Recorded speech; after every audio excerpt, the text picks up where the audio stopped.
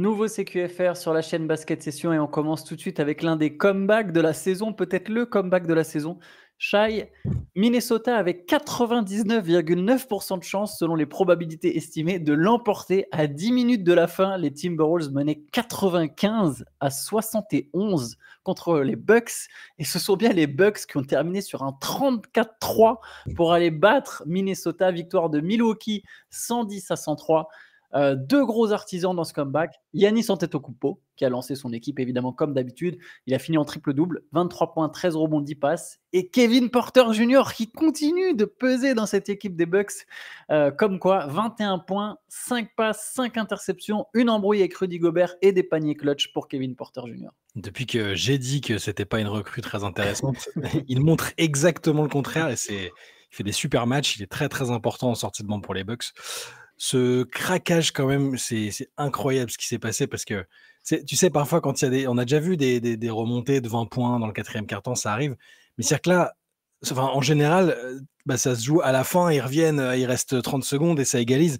C'est-à-dire que là, il y a eu un 23-0 pour égaliser à 3:30 de la fin. Il reste encore 3:30. Donc en 7 minutes, ils ont pris une tornade pas possible. Et Minnesota a totalement disparu, quoi. La lumière éteinte, les joueurs se sont effondrés et les Bucks en ont profité. C'est depuis qu'ils font le système de tracking là en play-by-play, donc ça date de 97, je crois que la saison 96-97, c'est le plus gros comeback dans un quatrième quart-temps en NBA. Donc peut-être même au-delà de ça, hein, on n'a pas les stats, on n'a pas le tracking pour l'affirmer, mais en tout cas depuis quasiment 30 ans, c'est incroyable. Il y a un autre joueur qui a pesé, c'est Bobby Portis qui faisait son retour de suspension après 25 matchs de suspension. Il est revenu, suspension pour dopage. Il avait confondu déjà le tramadol avec le Avec un produit qu'on connaît pas, mais qui ressemble un peu, ouais. Mais qui a pas les mêmes effets. et du coup, Bobby Portis, il a tout de suite repris sa place, 18 points, 10 rebonds. Beau retour ça pour les Bucks de récupérer Portis, c'est quand même un joueur important. Ouais. Il y a une équipe plutôt solide, hein. Il y a une équipe plutôt solide. Franchement, faut juste voir dans quel état revient Damian Lillard, si Damian Lillard revient. J'ai l'impression que toutes les 3 semaines, je dis il y a une équipe plutôt solide à Milwaukee. Et puis après, ça se passe moins bien. Mais voilà, les Bucks au moins sont 5e, prennent un peu d'air avec Détroit qui est 6e. Milwaukee qui va pouvoir peut-être avoir sa revanche contre Indiana au premier tour des playoffs. Je te propose qu'on enchaîne avec un autre match important de la soirée, celui entre OKC et Los Angeles. Alors les Lakers nous ont d'abord fait croire que peut-être ils laisseraient tout le monde au repos, hein, une manière de dire c'est bon, on vous a déjà battu, on va quand même pas vous rejouer une deuxième fois. Finalement, il y a eu match. Il y a eu match jusqu'à 7 minutes de la fin. Ouais, voilà. Les Lakers menaient de 1 point au moment où Luka Doncic s'est fait expulser et derrière, tornade du Thunder qui finit par l'emporter 136-120 et prendre sa revanche. Mais tu vas évidemment nous parler de cette expulsion de Luka Doncic. 108-107 au moment où Luka se fait expulser. Ouais, il marque un panier à ce moment-là. Il marque pour faire passer les Lakers à 108-107. Depuis le début du match, il se faisait un petit jeu de trash talking avec un fan du Thunder qui était visiblement assis plutôt courtside. Et donc, il marque son panier, il fait un geste, il dit un truc, on ne sait pas ce qu'il dit, on ne le voit pas hein, sur l'écran télé. Apparemment, l'arbitre prend ça pour lui, parce que dans le rapport d'après-match sur la justification, parce que c'était sa deuxième faute technique, hein. La première, c'était pareil, profanity envers un officiel, ça, bon, on a l'habitude. Et là, pour la deuxième, à nouveau, langage profane envers un officiel. L'arbitre a pris ce qu'avait dit Doncic pour lui, alors que... En plus, il pointe, après, il dit non, mais je parle à lui. Il fait un plomb derrière, il dit non, mais je lui parlais à lui, là, c'est un jeu de. Alors, on ne sait pas ce qu'il lui a dit exactement, mais l'arbitre a pris ça pour lui. Et du coup, deuxième technique. Et puis, derrière, le match était terminé, en fait. Alors, ça aurait pas dû être terminé. Il y a d'autres bons joueurs aux Lakers, mais après, il n'y a eu plus rien. Ils s'en sont jamais remis. Ils ont pris un bouillon 29-12. Shai Gilgeous-Alexander, Jalen Williams, même un peu Hartenstein aussi, ont totalement tiré profit de ce qui s'est passé contre les Lakers. Alors, j'ai lu un peu des fans des Lakers qui crient au scandale. Oui, c'est une.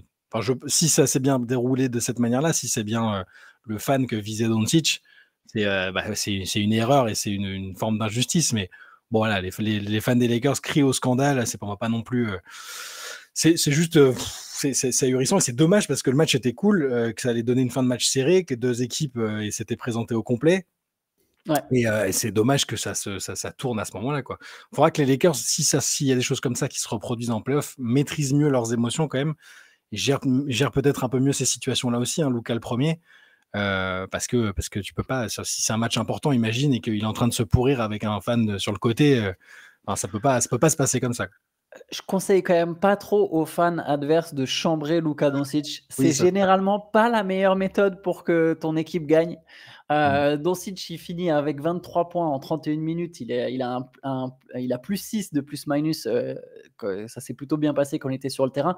En fait, le moment où il sort, il n'y a que Austin Reeves qui met des points. Quasiment, j'exagère à peine. C'est le seul à avoir marqué. Bon, ils mettent que 12 points derrière les Lakers. Ils prennent un 27-12. Du coup, non, ou un 29-12. 29-12 et il y a quasiment que Austin Reeves qui marque. Il finit à 24 points.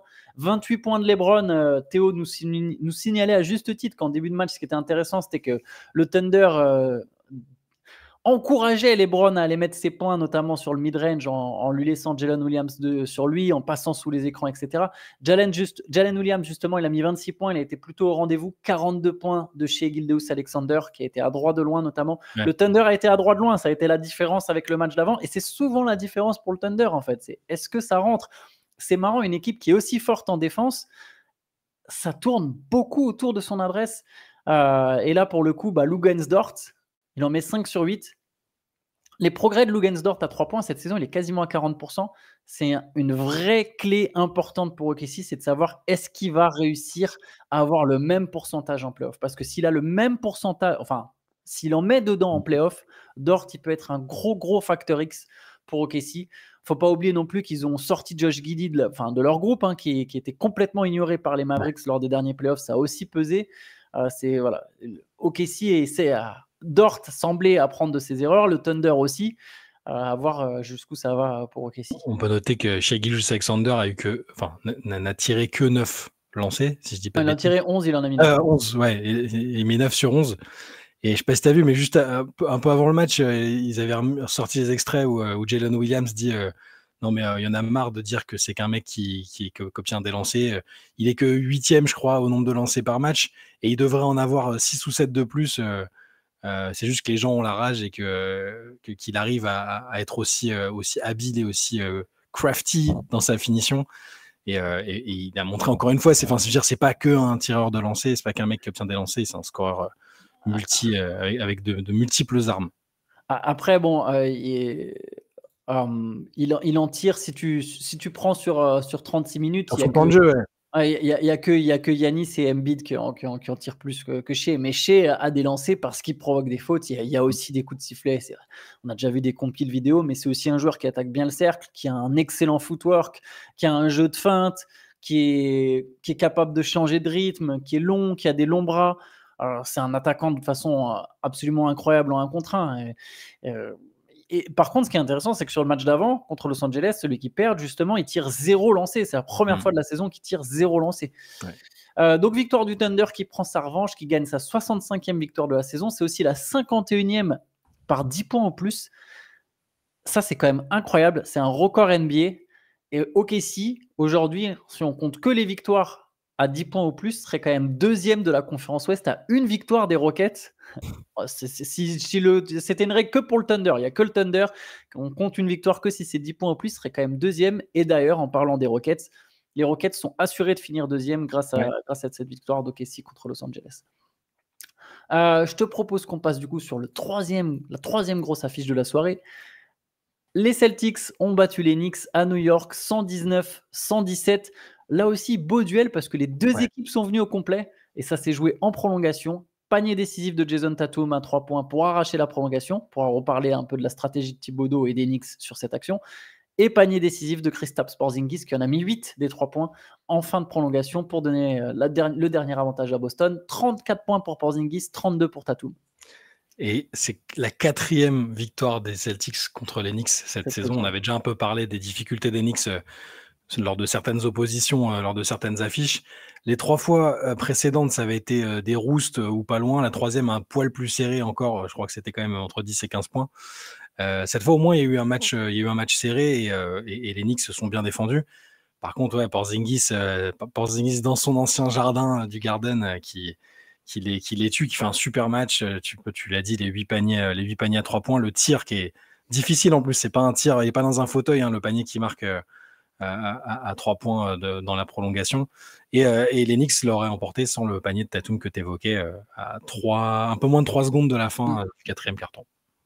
Yes, belle victoire de Boston, effectivement 4-0 contre New York cette saison. Il y avait 34 points quand même de Karl Anthony Towns qui a offensivement a tenu son duel avec Kristaps Porzingis. Je te propose qu'on passe un peu plus vite sur les autres matchs de la soirée avant qu'on parle évidemment des Nuggets et de Denver. Vous avez sans doute vu l'info, on va en parler après. Les Warriors ont quasiment éliminé les Suns à ce stade. Ouais. C'est pas fait mathématiquement parce que je ne sais pas exactement quel est le tiebreaker entre Dallas et Phoenix, mais Phoenix a pris une branlée mémorable. 133-95 pour les Warriors qui se sont bien relevés après leur défaite contre les Rockets. Ouais, c'est bon, il faut en finir avec l'illusion. Ça fait trop longtemps que les Suns entretiennent un peu l'espoir, mais défensivement, c'est beaucoup trop dramatique dans cette fin de saison. C'était plié à la mi-temps, il y avait déjà plus 26. Curry s'est bien repris après son match 100 contre Houston, mais 25 points. Mais voilà, bon, Phoenix va pouvoir aller à Cancun tranquillement. Voilà. Memphis a battu Charlotte 124-100, un match qui est marqué surtout par la grosse blessure de Jalen Wells, fracture du poignet, terrible chute, match arrêté une vingtaine de minutes, ça fait mal pour lui. Fauché par KG et Simpson. Yes. Ouais, j'allais dire non, mais parce que on a eu très très peur parce que pendant longtemps, il n'y avait pas encore de nouvelles tout de suite. Effectivement, le match s'est arrêté. Tu as la civière, il est attaché. On ne sait pas ce qui se passe en fait. On voit pas exactement. Ils ont fort logiquement pas remontré les images tout de suite parce que si c'est très très très très grave, tu vas pas non plus diffuser les images partout. Et heureusement, après le match, assez rapidement, on a appris que il était conscient, qu'il arrivait à bouger les extrémités, ce qui est toujours le signe positif quand tu as eu une blessure qui peut potentiellement toucher la colonne ou des trucs vraiment gravissimes. Et après, il a posté un message depuis l'hôpital en disant Go Grizzlies, et il n'était pas dans un très bon état, mais au moins, et sa saison est évidemment terminée parce qu'il s'est éclaté le poignet. Mais c'est rassurant. En tout cas, c'est les images, elles faisaient froid dans le dos, ça faisait très très peur. Les mecs étaient t'avais que ce soit les Hornets ou les Grizzlies, tu sentais qu'ils étaient en panique, on savait pas trop ce qui se passait, tu vois. On savait pas si la tête avait tapé, si c'était donc. Heureusement, on va dire que là, les nouvelles sont très rassurantes et c'est juste dommage parce qu'il faisait une super saison rookie, que c'est un joueur important en moins pour les Grizzlies, mais le principal, la santé, il va s'en sortir sans grand problème normalement. On va encore attendre des nouvelles après les examens, mais ouais, les images faisaient vraiment flipper. Sur un truc un poil plus marrant et encore, c'est rire jaune. Est-ce que tu as vu la célébration de Ja Morant? Bien sûr. Vu qu'il ne peut pas faire des guns, qu'est-ce qu'il fait? Des grenades! Il lance des grenades dans le public. Lancer de grenades envers le public après un 3 points. Vous voyez pas Théo en coulisses qui apprend la nouvelle parce qu'il découvre en même temps. Hein. Irrécupérable. Bon, il a le mérite d'être drôle quand même. Ouais, j'ai ri jaune, mais ça me fait rire quand même, quoi. Ouais, je peux pas faire des guns. Bah attendez, je lance des grenades. Bientôt peut-être le tir de bazooka de Ja Morant. Non, mais bon, il va rien se passer parce que, au bout d'un moment, on va pas. Ou alors, il faut dire tout de suite, faut que la NBA codifie et réglemente et dise les armes les armes et machin, les célébrations, il y a des armes et des trucs, on arrête. Mais bon, là, ils pourront difficilement dire. Tu peux toujours, hein, mais ils vont, c'est moins flagrant qu'avec un flingue où ils peuvent dire la jeunesse va être inspirée à prendre des flingues. Les grenades, c'est un poil moins facile à obtenir, même aux États-Unis quand même. Du côté des Français, 10 points pour Moussa Diabaté, 13,9 rebonds. Il est passé tout près du triple-double d'Idjan Salin. C'est 13,9 rebonds pour Salin. Victoire importante des Grizzlies, parce qu'au final, il y a 4 équipes qui sont à égalité à 47-32 et Memphis en fait partie, même si Memphis est 7e. Il y a Los Angeles, les Clippers, dont on parlera, qui ont gagné, sont à 47-32. Denver est à 47-32, 5e. Golden State est à 47-32, 6e, et Memphis est à 47-32, 7e, et ça nous permet de reparler de Minnesota, 8e avec 46-33, et cette défaite vraiment contre Milwaukee, elle pourrait coûter très cher. Ouais. Indiana a battu Washington 104-98, mais j'ai surtout envie de retenir le très bon match d'Alex Sarr, 20 points, 12 rebonds, 6 passes, 3 contres. Match très complet d'Alex Sarr malgré la courte défaite des Wizards. Nouvelle victoire du coup des Pacers avec 24 points de Pascal Siakam. Je ne sais pas si tu veux dire quelque chose. Non, Indiana, 5 victoires de suite aussi. Ils sont pareil, ils piquent au bon moment, je pense. Les Pacers, ils sont très très chiants à jouer en playoff. finissent fort. Orlando a remporté un duel important. On l'a dit, ça va un peu mieux du côté d'Orlando. Ça fait plusieurs semaines presque que ça passe mieux. Il y a d'ailleurs 3 victoires de suite, 7 sur les 10 derniers matchs. Et Orlando a battu un concurrent direct, Atlanta, 119-112, avec 33 points de Paolo Banchero, 22 points, 6 rebonds, 6 passes de Franz Wagner. Reza Shai, seulement 16 minutes. 8 points en 16 minutes. J'ai essayé de comprendre en plus après, j'ai essayé de voir, parce que j'ai pas vu le match, j'ai essayé de voir s'il y avait un problème, mais non, apparemment non, il l'a juste fait jouer 16 minutes. Quoi. Il a privilégié le banc. Ouais. Le temps de jeu s'est réparti sur Niang, Man et Levert, qui ont joué 30 minutes chacun en sortie de banc. Ouais, un peu curieux parce que bon, l'adresse était correcte. Je crois qu'il a fait. Oui, il met 2-3 points. De sursis, ouais, voilà. J'ai pas les explications, il faudra qu'on regarde non plus parce que j'ai pas vu le match. Ouais. Non, mais Quinn Snyder est un peu sous pression. Il fait jouer là ses vétérans. C'est chaud pour Atlanta. Hein. Je crois qu'on avait fait nos pronos. Je les avais pas fait sortir du play-in, moi. J'avais dit Orlando gagne. J'avais mis Orlando 7e, je crois, et Miami 8e, quelque chose comme ça. Parce qu'il reste 2 matchs. Ils ont une victoire d'avance sur Chicago et Miami. Orlando, c'est quand même détaché là avec 2 victoires d'avance. C'est bon pour la 7e, je pense. Mais ouais, ils sont encore sous la menace. Ils peuvent ne pas aller en playoff. Ouais. Ils peuvent ne pas aller en playoff parce que admettons qu'ils perdent le match, ils seront à l'extérieur sur le premier match de play-in. Sauf s'ils seront. Non, ils peuvent être 9e, ils peuvent finir 9e. Oui, ils peuvent encore 9e, ouais. Ils peuvent avoir le match à domicile, mais du coup, tu dois gagner 2 matchs de play-in. Ouais. C'est pas gagné d'avance. Pas gagné. Les Pelicans ont battu. Les Nets ont battu les Pelicans 119-114. Bon, ça, c'est un match dont je pense que auquel personne ne s'intéresse. Et les Clippers donc ont battu les Spurs 122-117 avec le 4e match à 20 points ou plus et 20 rebonds ou plus d'Ivica Zubac, 24-20 avec 5 passes. C'est vraiment lui, c'est une saison incroyable, Ivica Zubac. Ouais, on en parle de temps en temps, justement, on aime bien dire, on n'en parle pas assez, tu vois, mais il fait partie des tout meilleurs pivots de la ligue sans qu'on en parle beaucoup, effectivement. 19,8 passes pour Stephen Castle, 21 points, 9 rebonds, 12 passes pour James Harden, 25 points pour Norman Powell et les Clippers qui du coup passent 4e. Pour l'instant, ils ont l'avantage du terrain au premier tour, un premier tour qui serait contre Denver. Et on va évidemment parler des Nuggets parce que les Nuggets, à 3 matchs de la fin de la saison régulière et du début des playoffs, ont décidé de renvoyer Michael Malone et aussi ont annoncé au passage qu'ils ne prolongeraient pas leur GM. Donc il n'est pas viré, Calvin Booth, mais il ne sert plus à rien. Dès que la saison des Nuggets s'arrête, la sienne s'arrête aussi. La sienne s'arrête aussi. Son passage aux Nuggets s'arrête là.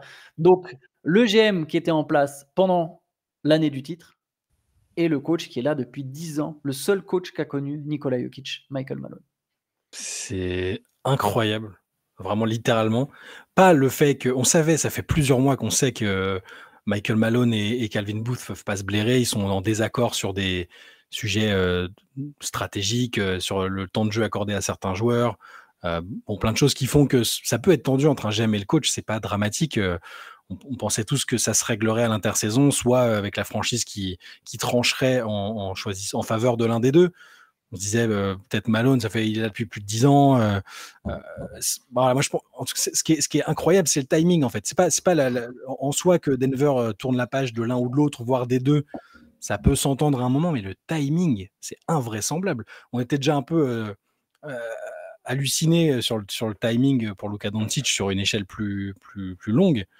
Là, je vois pas trop. C'est très difficile à interpréter parce que est-ce qu'ils se disent, de toute façon, la saison elle est foutue parce que Jamal Murray va parvenir ou revenir pas en assez bonne forme ou trop tardivement pour qu'on ait nos chances, ou alors ils se disent c'est trop toxique entre Booth et Malone. Malone avait l'air pas mal résigné ces derniers temps quand même. On s'échangeait pas mal de vidéos, on le voyait. Oui, parce que le renvoi est pas forcément calqué sur les rapports entre Booth et Malone. C'est aussi entre Malone et ses joueurs. Voilà. Alors, effectivement, mais ça pouvait. Si ça se produit pendant l'intersaison.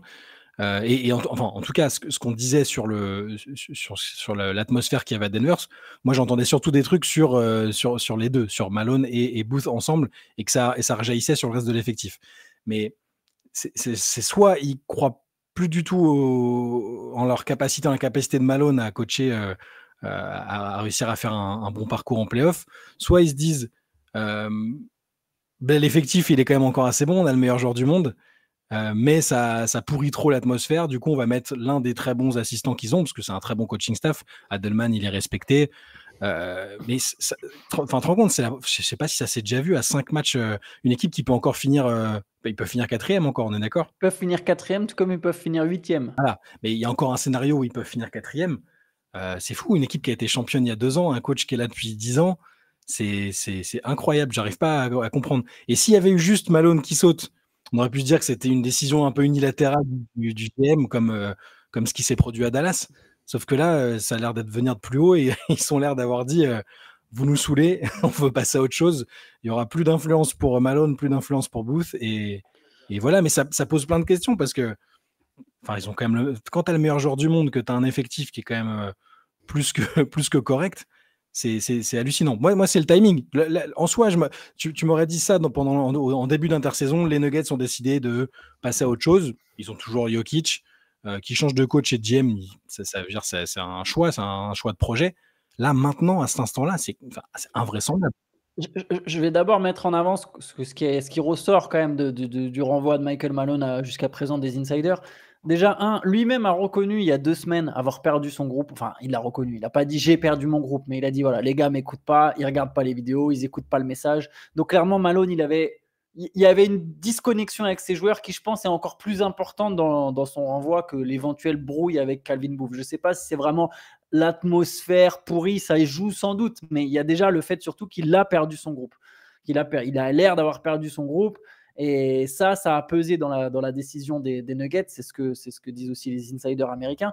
Il y a aussi, comme pour Tyler Jenkins, dont on a été pareil surpris, c'est un euphémisme, par le timing, et on a aussi trouvé ça ridicule. Comme Tyler Jenkins, il y a une mauvaise série en cours. 4 défaites de suite des Nuggets, malgré des performances XXL de Nikola Jokic.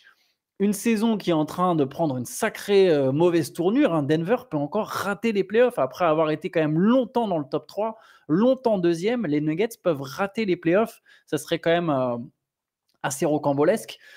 Moi, comme toi, le timing, je le trouve complètement dingue. Je pense que, à la limite, si tu as besoin d'un changement d'atmosphère, fais-le à l'intersaison. Bah oui. Tu peux toujours renvoyer le GM, mettre un nouveau GM, et lui, il décide s'il veut changer de coach ou pas. S'il est prêt à bosser avec Malone, il bosse avec Malone. S'il veut ramener son gars, comme le font souvent les nouveaux GM, il ramène son gars. Mais tu le fais pendant l'été, comme ça, il y a des discussions, etc. Là, tu le renvoies. Peut-être le but, c'est de créer un électrochoc. Moi, j'ai pas l'impression que les Nuggets ils fassent vraiment un trait sur cette saison, même si eux ont sans doute plus d'infos concernant l'éventuel retour de Jamal Murray. Parce que pareil, si tu as fait un trait sur cette saison, qu'est-ce que tu en as à faire de laisser Malone 3 matchs de plus? Bah ouais. Si tu sais déjà que tu vas pas. Donc moi, ce que j'ai l'impression que ce qu'espèrent les Nuggets, et c'était peut-être la même chose du côté des Grizzlies, c'est que le gars qui arrive, il soit bon, et 2, ça crée un espèce d'électrochoc auprès du groupe en mode ah bah non, on a des capacités, essayons peut-être ce nouveau regard, cette nouvelle formule va relancer la dynamique, une dynamique qui avait l'air brisée. Donc bon, c'est un pari que je trouve entre guillemets risqué. En fait, c'est pas tant qu'il est risqué, c'est juste aussi même tout simplement le respect des hommes, tu vois. Tu vires un coach qui t'a donné 10 ans, qui t'a mené au seul titre de ta franchise, tu le vires 3 matchs avant les playoffs. Oui, tu peux créer un électrochoc, mais quel message t'envoies? Alors, je ne sais pas si. Ça m'étonnerait que Jokic ait été consulté, mais on ne sait jamais. C'est quand même une grande superstar. Il a fait preuve de beaucoup de frustration, que ce soit en début de saison, que ce soit en milieu de saison et que ce soit maintenant en fin de saison. Il y a pas mal de vidéos. Il est d'ordinaire très calme. Il y a pas mal de vidéos où on le voit sur le terrain, en dehors, sur le banc, frustré, agacé par la situation. Mais il n'y avait pas d'indice qui laissait penser qu'il était agacé par Michael Malone, non, mais plutôt par la situation et par ce qui se passe. À voir, ça, c'est des infos évidemment qu'on n'a pas pour l'instant. Mais comme toi, je trouve le timing un peu spécial, et ça fait pas mal de pression mise sur David Alderman, qui est le fils de, j'ai oublié le nom. De Rick Adelman. Rick Adelman, Ouais. qui était un grand coach, notamment à Sacramento, à Portland, etc. Voilà, à lui de trouver la bonne formule en très très peu de temps, quoi. Bon, après tu me diras, il était déjà dans le staff, donc c'est pas comme s'il découvrait l'équipe, mais ça fait pas mal de pression. C'est ultra casse-gueule ce qu'ils sont en train de tenter, parce que bon, le coup de l'électrochoc avant la fin de saison, bon, mais Michael Malone, c'est quand même un super coach. Il y a ce côté où il est pas du tout langue de bois, hein, il est cash, encore plus depuis qu'ils ont gagné le titre. Il avait dit, il avait même dit dans la foulée, moi je suis là pour en gagner 3 à 4. Bon, ça sent jamais bon quand quelqu'un dit ça, mais est-ce qu'ils vont être capables de retrouver un mec, il y a combien de mecs meilleurs que Michael Malone sur le marché? C'est pas évident. Et surtout, moi je suis en train de penser il y a donc un nouveau GM qui va arriver. Les nouveaux GM, ils aiment bien quand même marquer le coup. Là, à la place de Murray, Porter Junior, même Aaron Gordon et tout, attention, quoi, parce que Jokic est intouchable, mais autour, ça va peut-être complètement bouger, et tu tires un trait sur une équipe qui a gagné le titre il y a 2 ans, et qui a encore la majeure partie de ses joueurs qui n'ont pas 30 piges, donc c'est risqué quand même. Mais ça me choquerait pas, moi, en fait. Ça, je veux dire, à un moment, les Nuggets, on a vu aussi qu'il y avait des limites, en fait. Donc, après, ça dépend pourquoi tu fais les fameux deals. Mais que Gordon... Moi, si je suis GM de Denver, aujourd'hui, il n'y a qu'un seul joueur qui est intouchable, c'est Nikola Jokic. Ouais. Je ne vais pas, sous prétexte que Jamal Murray, tu vois, qui est quand même souvent blessé, qui a lui-même ses propres limites, mais par contre, qui a une entente incroyable avec Nikola Jokic, je ne vais pas me dire, bah non, il est intouchable juste comme ça, juste pour ça. Par contre, je pense que Murray, de toute façon, le problème, c'est qu'il a plus de valeur aux yeux des Nuggets qu'auprès de n'importe quelle autre franchise. Donc, de toute façon, au niveau du marché, c'est difficile. Mais Michael Porter Jr., par exemple, nous, on a souvent parlé d'un transfert de Kevin Durant. Je suis le nouveau GM. J'y réfléchis quand même très sérieusement. Si je peux ajouter un gars comme Kevin Durant à Nikola Jokic ou d'autres, là, je cite Kevin Durant, mais s'il y a des deals, il faut les explorer. Et c'est aussi ce que moi, je reproche à Calvin Booth, qui, d'ailleurs, est le GM au moment du titre, mais c'est pas lui qui a construit cette équipe. Ouais, c'est Tim Conley. Ouais. Elle a été construite par Tim Conley. C'est lui qui a fait le transfert pour Aaron Gordon. C'est lui qui a drafté. C'est lui qui a mis ensemble toutes ces pièces. Calvin Booth, depuis, c'est laisser filer Bruce Brown Jr., laisser filer Kentavious Caldwell-Pope. Après, c'était pas forcément des mauvais choix en soi. D'ailleurs, on voit l'évolution. C'est 2 joueurs que Malone voulait garder. C'est 2 joueurs que Malone voulait garder. Malone voulait jouer le titre. C'est simple. À un moment, Booth, il a voulu nous faire le coup de je joue à la fois, je suis compétitif et à la fois la jeunesse. Ah ben non, mais mon Peyton Watson, dans 3 ans, il va être bon, donc peut-être qu'on fera pas le doublé, mais on va s'inscrire dans la durée. Je comprends la logique. Mais au final, on voit que ces trucs-là, ça marche pas, en fait. Souvent, ça marche pas. La majorité du temps, ça marche pas. Parce qu'on on se retrouve avec une superstar qui est très forte. Il y a un peu toujours la même histoire. Il y a eu Stephen Curry à un moment à Golden State et on est là. Ah, mais il est trop seul, autour de lui, c'est pas prêt. Alors, Christian Brown a passé un grand cap quand même, mine de rien. Il a bien remplacé Kentavious Caldwell-Pope. Mais tu vois, tu sens que l'effectif des Nuggets, il manque un peu de bouteille, il manque quelque chose. Peyton Watson, il n'est pas tout à fait prêt. Il est bon par moment, mais t'as pas un role player où tu sais que voilà, il est fiable tout au long d'une campagne de playoffs sur 4 séries, tu vois. Et ça a été le pari un peu raté de Calvin Booth. Je pense que Jokic, ça le gonfle. Je pense que Michael Malone, ça l'a gonflé aussi. Et du coup, ce que j'ai du mal à comprendre, c'est le fait que du coup, les deux partent, en fait. C'est-à-dire que j'ai l'impression que soit tu disais... je pense que c'est pas lié, en fait. Pardon, je t'ai coupé, mais je pense que si Malone, il a perdu ses joueurs, tu vois, il y a un truc, tu vois. Pourquoi il a perdu ses joueurs? Il n'a pas perdu ses joueurs parce qu'il ne s'entend pas avec Calvin Booth. Tu vois, les joueurs, ils en ont rien à faire de Calvin Booth. Après, est-ce qu'on est sûr qu'il a vraiment perdu les joueurs? À partir du moment où il a toujours Jokic, pour moi, c'est... On ne sait pas s'il a Jokic. Il a perdu Jokic. On ne sait pas s'il a Jokic. Ouais, on ne sait pas. On sait pas. Et il le dit lui-même qu'il a perdu les joueurs. Pourquoi il viendrait en conférence de presse te dire les gars m'écoutent pas? Il regarde pas les vidéos. Après, c'est Malone. Malone, il a toujours dit des trucs un peu rentre dedans. Moi, quand il y a eu ça, je me suis dit. En plus, il ciblait surtout la défense, qui est vrai. C'est vrai qu'elle a été catastrophique par rapport à d'autres périodes. Pour les Nuggets, cette année, la défense c'est très compliqué. Moi, je me suis dit, il essaye de leur rentrer dedans, de les toucher un peu dans l'orgueil. Genre, ah ouais, c'est des mecs qui n'écoutent pas leur coach. Je me suis pas dit une seconde. Ça veut dire j'ai totalement perdu le vestiaire, tu vois. Je me suis dit, il dit ça pour que les mecs se bougent. Après, c'est pas la seule fois cette saison. Et puis, comme tu l'as dit, quand tu as une équipe qui défend pas du tout, c'est quand même catastrophique la défense des Nuggets cette saison. C'est parmi les 10 plus mauvaises de la ligue. T'as une équipe qui fait. Il y a aussi une question d'effort. C'est pas bien sûr que la défense, c'est pas qu'une notion d'effort. Ça, c'est ce qu'on veut nous faire croire par moment. Bien sûr qu'il faut des qualités athlétiques, mais il y a une vraie notion d'effort dans la défense. Il faut de l'intelligence de jeu aussi, évidemment. Et si t'es aussi mauvais, c'est que si les gars font plus d'efforts, tu peux te demander pourquoi. Est-ce que c'est juste parce que le coach est en embrouille avec le GM? Je pense que la majorité des gars de l'effectif, ils en ont rien à carrer que Malone et Booth, ils se parlent ou non, tu vois. Bien sûr. Mais bon, après, oui, après, tu as raison. Et c'était peut-être que du rentre-dedans. Au final, on sait, c'est ça le truc. La vérité, c'est qu'on ne sait pas. On ne sait pas exactement. Après, voilà, il y a pas mal d'insiders, que ce soit The Athletic, ESPN, qui insistent sur le fait que c'est une des raisons du renvoi. Mais Ce qu'on après, on ne sait, sait pas qui, on ne sait pas pourquoi. ce qu'on sait, et c'est ça qui est fou, c'est ce que j'ai vu un tweet de Mark Stein tout à l'heure.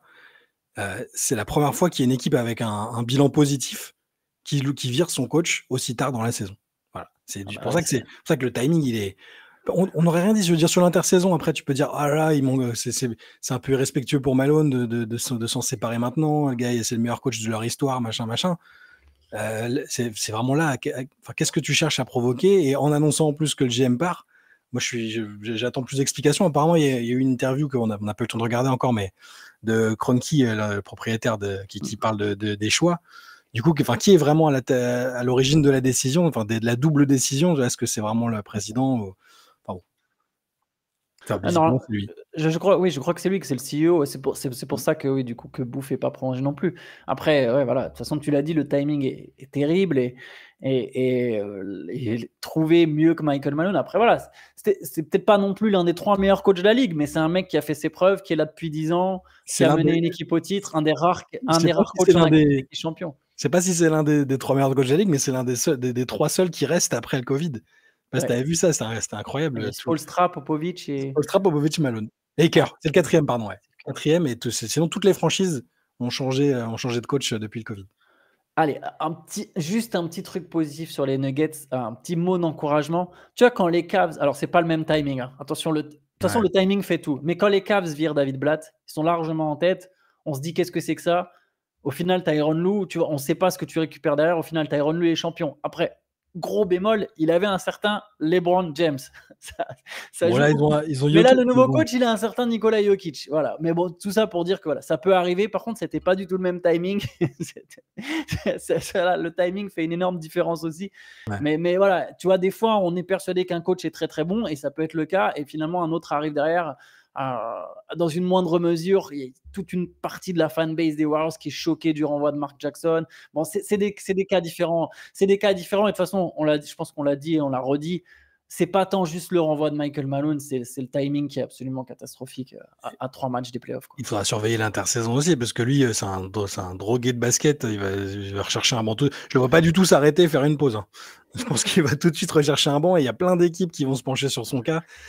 Et même avant Denver, c'était un bon coach. Moi, j'aimais beaucoup à Sacramento. C'est l'un des seuls avec lesquels DeMarcus Cousins s'entendait, alors que c'était un peu un coach killer.